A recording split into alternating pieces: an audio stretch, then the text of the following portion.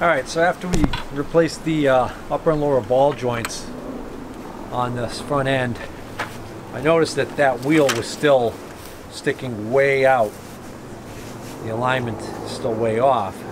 And then what I determined is, if you look straight down from the top, if you look at this line right here, the axle, this line right here, the axle should be parallel to that.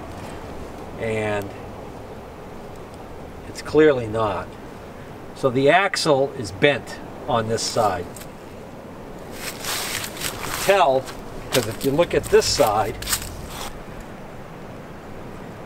you can see that the wheel basically forms a 90-degree angle. This back plane of the wheel and this front piece right here makes a 90-degree angle. So we're going to try and bend that axle back, but we don't want to just use force to bend it back because we'll probably end up cracking the metal. So ideally we should heat that up probably before we try and bend it back. So Aidan here, since he goes to metal fabrication up at the Voctech school, figured this would be a good project for him to do at school. So all we're going to do today, because it's freezing cold, it's like 30 degrees, but there's a lot of wind, so with the wind chill it feels like 10. So we're not going to be out here too long. We're just going to take this off, this assembly off, so that he can take it to school and work on it there. So it should be just a matter of undoing the two ball joints we just did, this linkage right here, and the wheel. So let's start by taking the wheel off. We're just going to take that. All right, I'll get you a larger socket.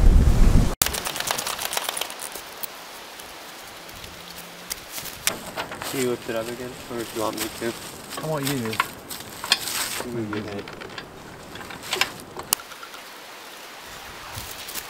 Why are you taking out that side? I'm not. I'm just checking. I'm checking what size wrench you need for that. There's those lovely bearings in there. Yeah. We don't have to replace them. We don't have to replace them? Yeah. Well, I guess we'll see what size they are. I might be able to get them locally quickly while we're waiting. Might have to take this off to bend it. What do you mean? It doesn't look that good. This is straight. This is perfectly straight. Yeah. This is bent out of this tube. As a matter of fact, it's cracked right there. No, there's a paint chip, I think. No, I think that's cracked. Okay. Because you see how this isn't deformed really badly at all. Do we have to cut it off and chop? Probably.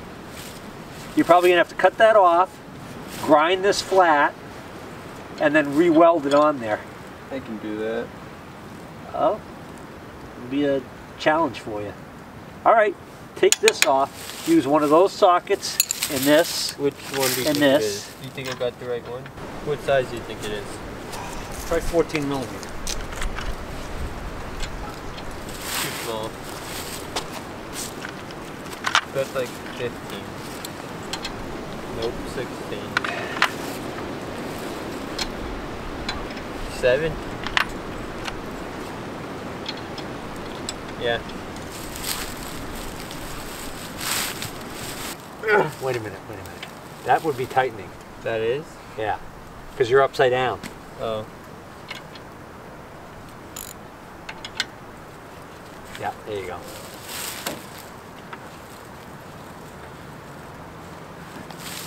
I'll try to hold this.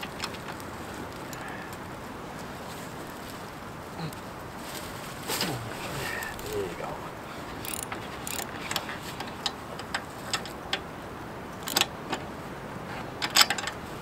Top is moving. Why are you having so much trouble? Top is moving. No, I mean just keeping the socket on the nut. Because of the nut, see?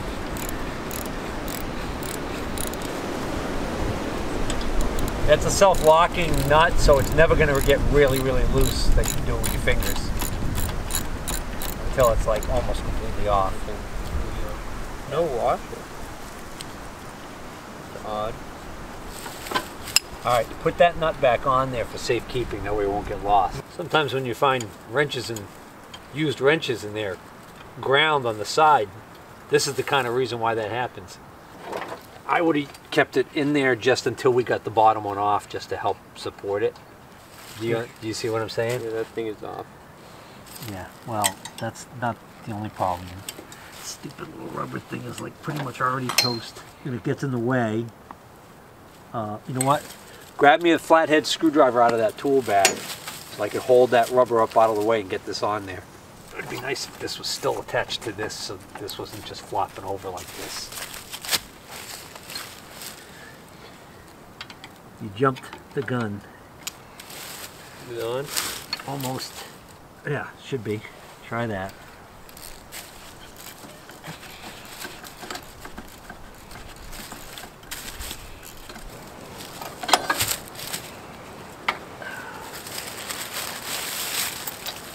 That is not paint. That is cracked all around. Could be a safety issue. So there's actually a crack running all around that weld bead. Honestly, I don't really know how much is left holding this on there. Crack starts there by the looks of it. Goes all the way around. It goes all the way around. Comes around here. Stops about there by the looks of it, maybe. Yeah, maybe not. Yeah, that's not good. All right. So now with this off the cart, you can really see how badly that's bent.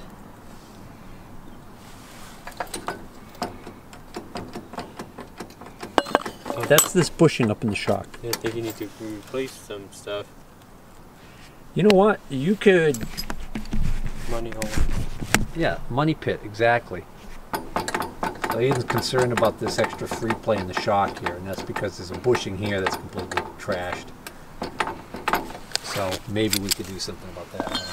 But this thing could nickel and dime you to death.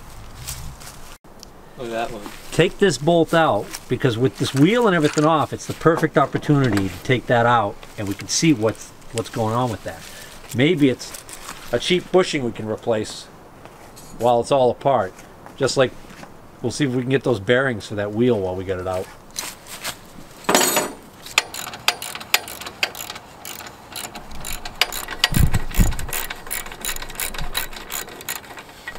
So let's pull this out. Oh. So it's the rubber bushing in there. See it? Yeah. If we push this out, you can see, look at, it's that rubber bushing right there. Probably cheap. Yeah, maybe. But look.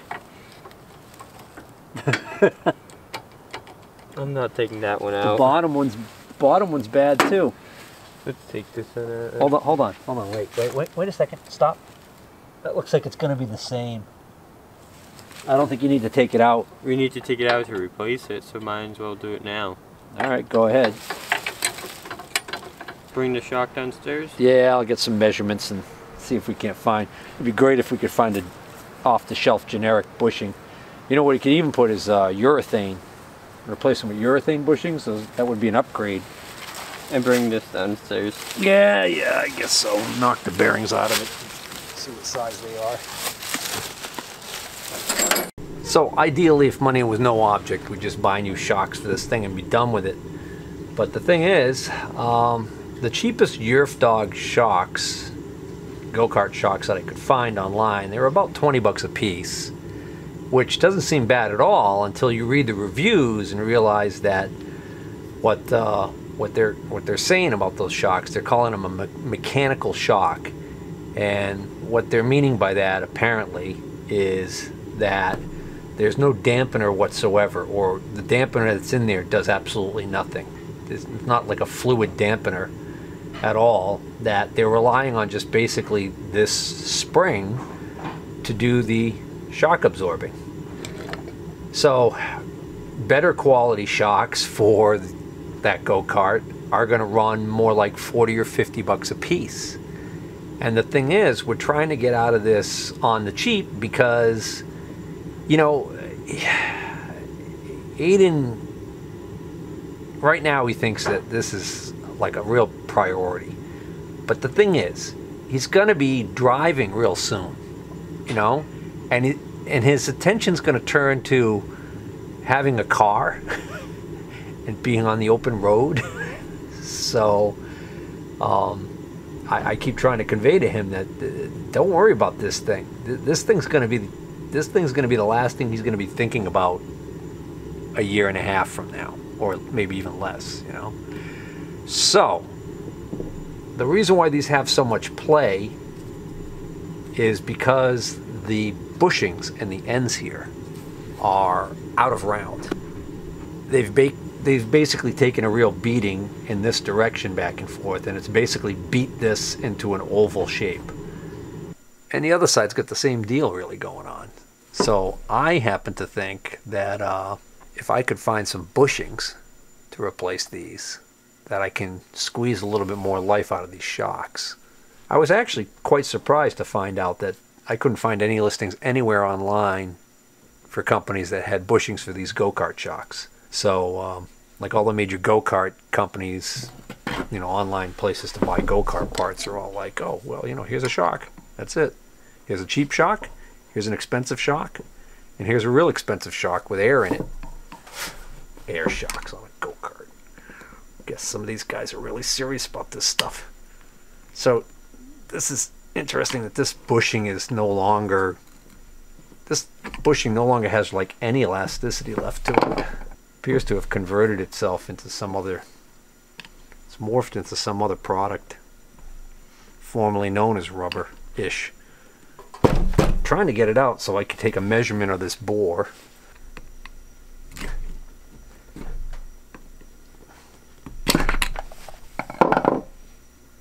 So it's not a split bushing, which is interesting, because this is a taper. This is tapered on this side and it's tapered on this side. I'm also wondering whether or not this end is different. All right, that's pretty round. Lengthwise are the same too. All right, so these two sleeves are identical. That's good. Well, here's a shock. After perusing around the internet for about 30 minutes, I was unable to find any generic bushings that had the size dimensions that I need for these. I did find a website that was close. They had what they called hourglass shaped bushings for shocks, but most of them were too large. But I'm wondering whether or not there wouldn't be a way to just rig something up to hold this just like that and then pour right in here, mold it right in there. Is that crazy? The other thing I want to do, see if I can't find some replacement bearings for the for these wheels, because these sound crunchy. Yeah, those pretty much seem pretty shot. At least these bearings should be easy to get out.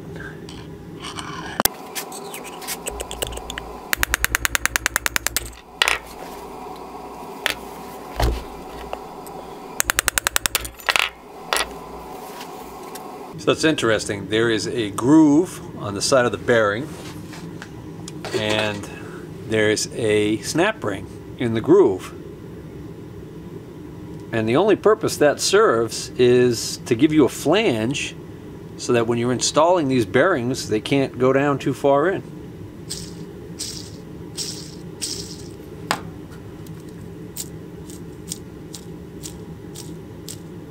That one doesn't even want to spin.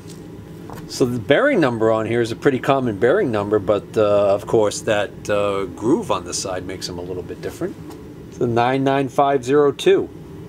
Pretty common bearing. Okay, so it's a 99502 and there's an HNR after it. And if you put the HNR on, then what pops up with your search is bearings with that clip. So you don't reuse that clip. The bearing comes with it. Well, these seem cheap enough. A 4-pack of go-kart bearings on eBay for $8.20 with free shipping. It says free 4-day shipping. Hopefully that will be the case. I just had a I just had a part come from Connecticut, a place in Connecticut that I Googled, and I could have driven there in an hour, and it took over 2 weeks for it to come, and it was sent immediately after I paid for it on eBay, and it was sent priority mail, and somehow the USPS managed to keep that thing a secret from me. I don't know where that thing was hidden, but anyways, it finally that finally showed up today. And the odd thing was I had something else coming from California, and in 3 days priority mail it was here. So something screwy. Anyways, so we'll give these a shot.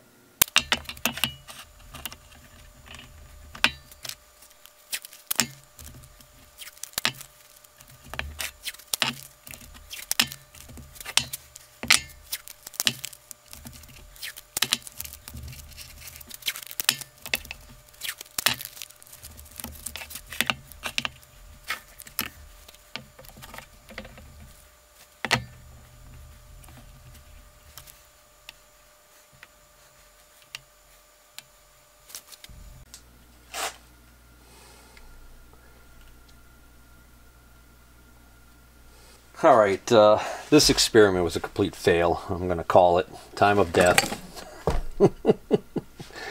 Yeah, so the idea I had here was based on what I had seen some people online do, where they were able to make bushings in cases where they couldn't get the correct size bushing, or for whatever reason the replacement bushings were overpriced. And they basically made bushings using polyurethane types of sealant. And there was one guy, he even went as far as to explain, like, literally the kind of durometer rating that you can get with different types of sealants. And so this is a polyurethane sealant used for roof and flashing, made by Loctite, that I bought at Home Depot, thinking I was going to be able to use that. There's a 3M windshield or windscreen adhesive that is available that actually gives you an even harder durometer rating when it sets up. So the idea was that the problem that I ran into, or I've discovered, is if I had read this carefully while I was at the store, I probably wouldn't have bought it, because it actually says the full cure is in 7 days. Right now, this has been about 4 days since I did this. Actually, more like 5 days since I've done this. And if I touch it, it just sticks right to me. If I move the centerpiece, it moves around way too much. This is nowhere near cured. To make matters worse, this one. So if you look at the back side, there's huge voids here where the stuff didn't fill. Same thing on this side. So it didn't flow well enough to fill.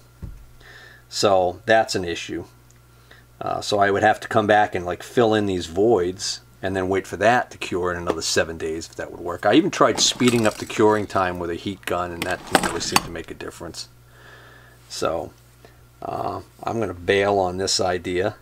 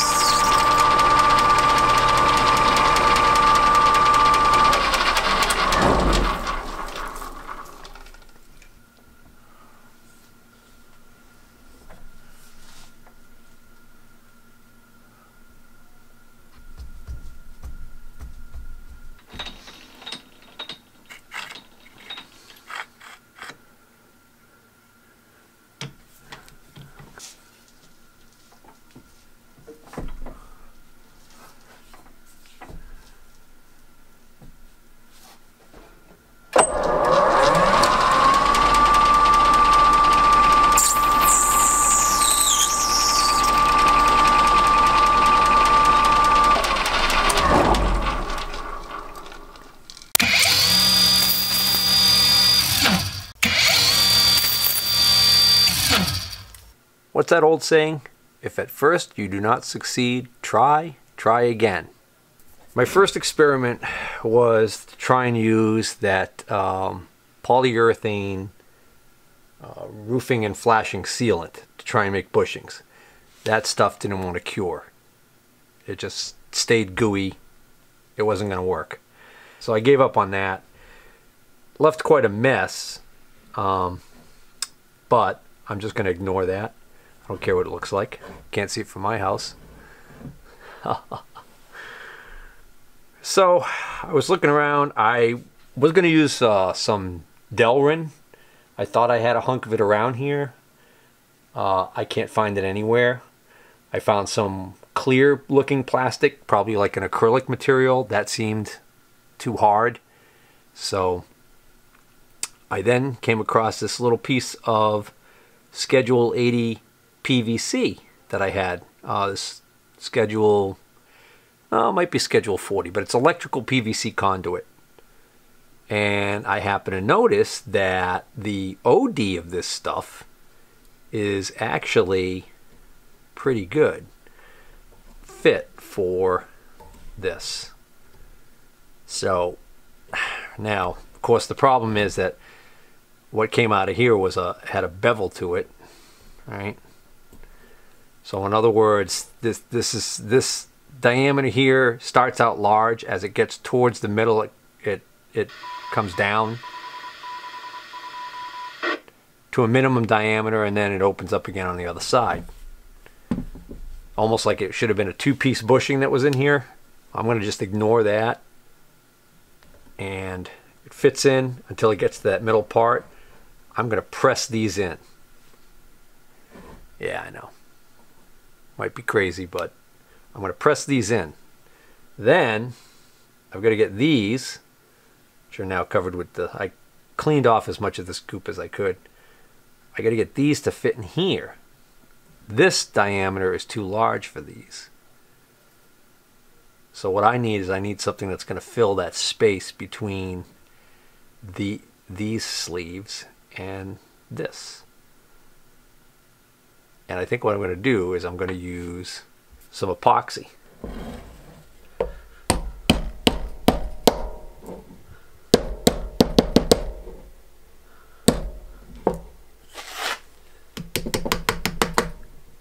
Well, I wouldn't exactly use it in Formula One, but we can see how it works.